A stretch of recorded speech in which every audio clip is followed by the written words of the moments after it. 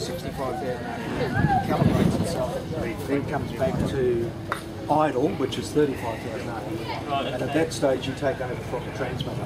Oh, okay. Yeah. So, and obviously that draws in. Draws This way. here and here.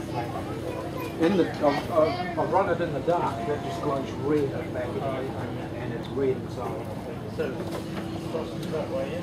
No, thrust that way. Oh, yeah. So Sucks in that, there. so the thing would go that way. Yeah, the aircraft goes up. Oh, sorry. Yeah. What's the So 19 kilograms of thrust at 120,000 RPM.